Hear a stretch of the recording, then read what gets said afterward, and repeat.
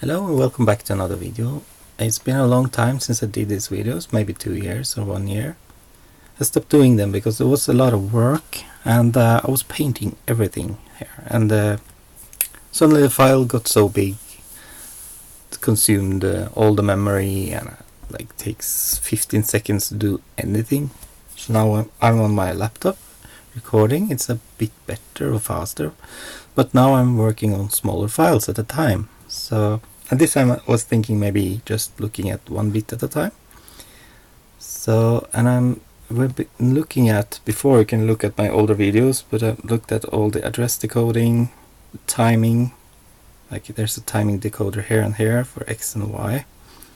There are sprite comparators here, such that they print the sprite at the right time. Address decoding, there's a address register here that I want to look at, because this address encoder thing here is very mysterious to me. So the strategy now is to look at one bit, look at inputs and outputs, and we're lucky now because we already have a lot of things on the screen ready for us. And with this video I would like to wish you all a happy new year. And yeah, so this will be like a video on the cuff, because I tried to pause this video and I lost the recording. So let's do everything in one go, if I can do. So what I want to look at now is the address encoding. So what I know from this document over here is there are 3 access modes. When you look at the VIC, controlling the bus, not the CPU but the VIC, it has character and graphic and DRAM refresh modes, and all of them 3 are connected to the address bus. And interestingly, you can see here that so this is the large transistor driving the address pin for 80.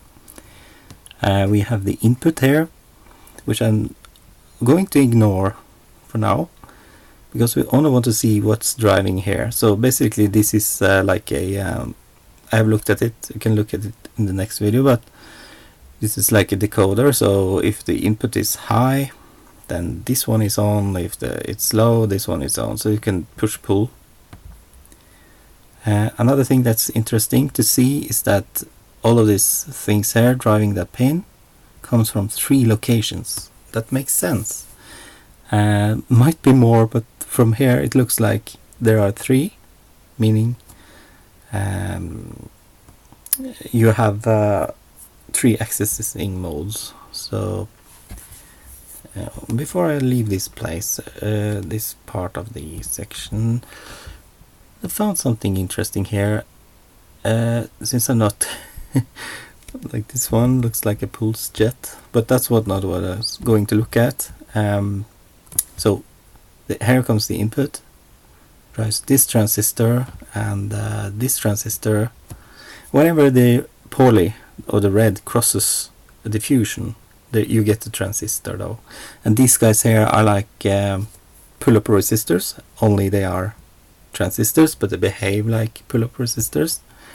So you can see when this one is high, this one is low, this one goes low, and so on and so on. However, now I'm starting to draw here, so just do this fast. So if you want this pin here to go low to drive, let's say this part here, oops, this part of the transistor, oops,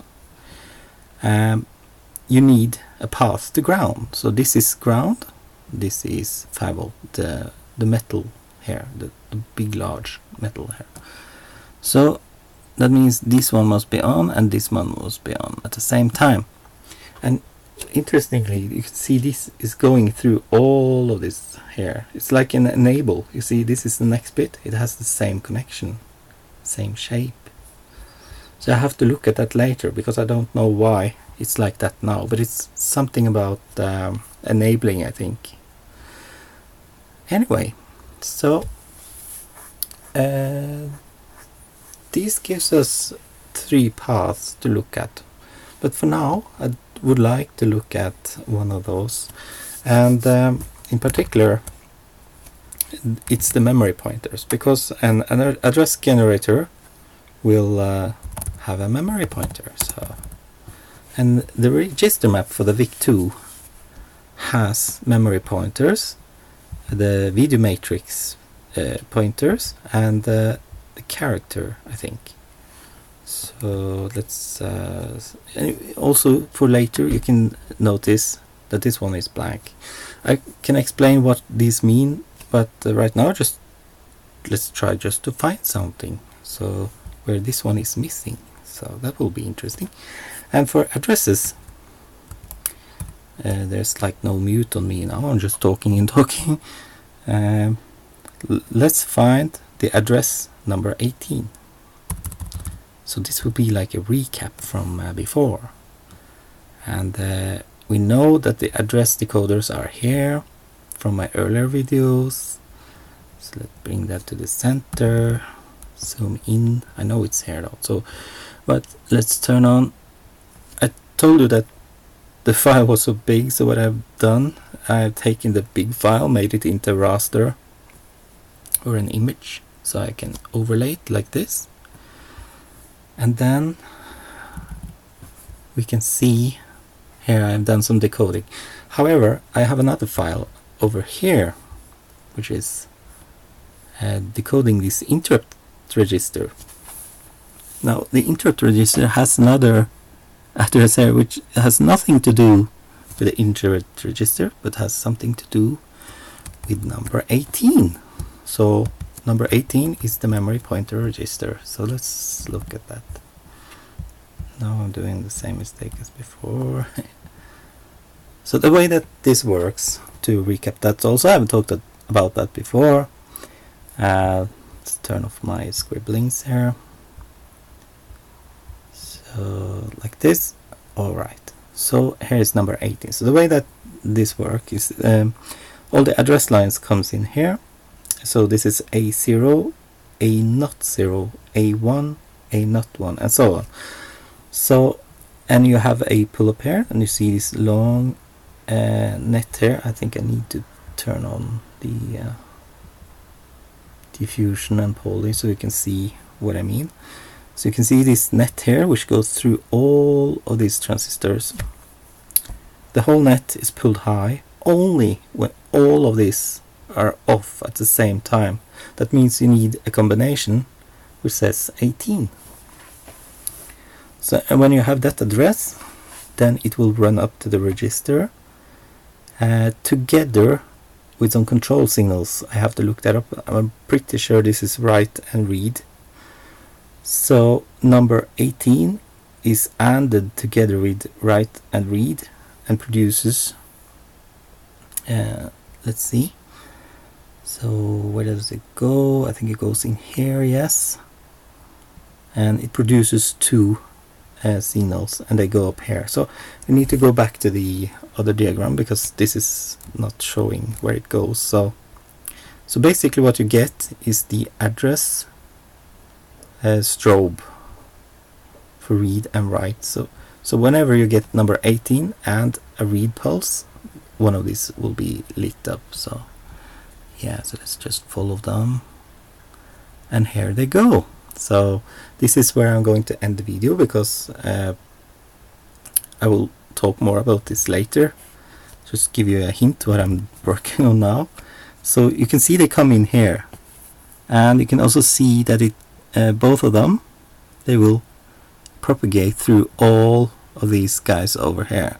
And the reason why this is interesting to us is because we have data bus 0, 1, 2 and 3. Whenever you have data bus and address strobes, then you know there's a register there, because then you're able to store or receive the bit.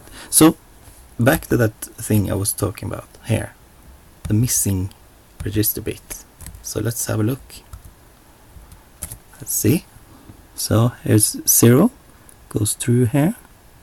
It's connected over here, but it's not connected here that's interesting. And you can see it's connected there. Let's zoom in. Oops. Escape.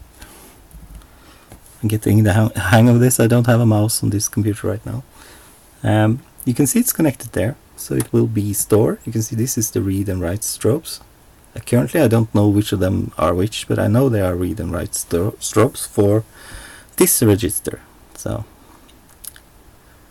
you can see they are connected. All of these 4, 5, 6, 7 is connected over there. Brilliant. So I will talk to you later about to make more videos, and but now it's New Year's Eve, so thank you very much for watching, and see you another time.